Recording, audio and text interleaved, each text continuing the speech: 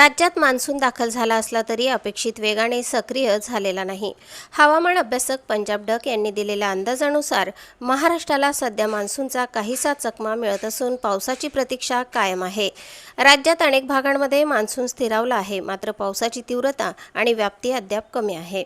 13 जून नंतर मान्सून पुन्हा सक्रिय होण्याची शक्यता व्यक्त करण्यात आली आहे। त्यानंतर काही भागात चांगला पाऊस होऊ शकतो, मात्र हा पाऊस सर्वत्र न पडता विखुरलेल्या स्वरूपात राहण्याची शक्यता आहे। याचा परिणाम खरीप हंगामातील पेरण्यांवर होणार असल्याचेही सांगितले जात आहे। यंदा शेतकऱ्यांना पावसाच्या उपलब्धतेनुसार 3 टप्प्यात पेरण्या कराव्या लागू शकतात। त्यामुळे शेतकऱ्यांनी घाई न करता स्थानिक हवामानाचा अंदाज लक्षात घेऊनच पेरणीचे नियोजन करावे असे आवाहन करण्यात येत आहे। दरम्यान पुढील काही दिवस राज्यातील शेतकरी आणि नागरिकांचे लक्ष मान्सूनच्या पुढील हालचालींकडे लागले आहे। प्रतिनिधी गोकुळ देवरे आणि वृत्तनिवेदिका सीमा पाटीलसह स्वराज्य न्यूज, धुळे। महाराष्ट्रातल्या शेतकऱ्याला एक अंदाज देणार आहे, कारण की राज्यामध्ये काय झालं, मान्सून बऱ्याच म्हणजे दाखल झाला, पण ते काय झालं काही जिल्ह्यातच झाला। म्हणजे सांगली जिल्हा, सोलापूर जिल्हा, त्याच्यानंतर सातारा, कोल्हापूर ह्या पट्ट्यामध्ये इकडं बीडच्या काही भागापर्यंत आला, पण त्याच्यानंतर ते तिथं स्थिरावला। त्याच्यानंतर त्या मान्सूननं प्रगती केलीच नाही।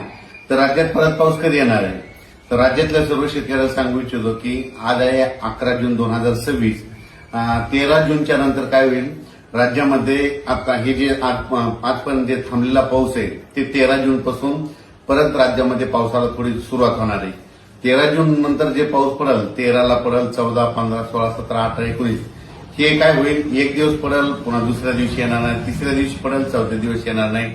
म्हणजे 13ला येईल तर 14ला येणार नाही, 15ला येईल तर 16ला येणार नाही, 17ला येईल तर 18ला येणार नाही। असं करत करत काय होईल, या 18-19 तारखेपर्यंत हे पावसाचं वातावरण असंच राज्यभर विखुरलेलं स्वरूपाचं भाग बदलत पडत राहणार आहे। मग राज्यात मान्सूनचा पाऊस परत करीत दाखल होणार आणि शेतकऱ्याचे पेरण्या कधी होणार? तर राज्यातल्या सर्व शेतकऱ्याला सांगू इच्छितो की मी पहिल्यापासूनच म्हटलं होतं की यावर्षी 3 टप्प्यामध्ये पेरण्या होणार। एक टप्पा राहील 7 ते 14 जूनचा, तर 7 ते 14 मध्ये काही भागामध्ये इकडं केजच्या पलीकडे तिकडे काही भागात जिथं जास्त पाऊस पडला तिकडे पेरण्या सुरू झाल्या, त्यांचे फोन देखील आले। इकडे सातारा, सांगली, कोल्हापूरकडे देखील ते सोयाबीन तिकडे देखील काही भागामध्ये पेरण्या सुरू झाल्या 10 जुलै ते 15 जुलै। मग त्याच्यामध्ये राहिलेल्या सायलेल्यांच्या सगळ्याच्या पेरण्या त्याच्यामध्ये होतील। पण शेतकऱ्याला माझी विनंती की जमिनीमध्ये चांगली ओल असेल तरच पेरणीचा निर्णय घ्या, नसता पेरणी करू नका, कारण की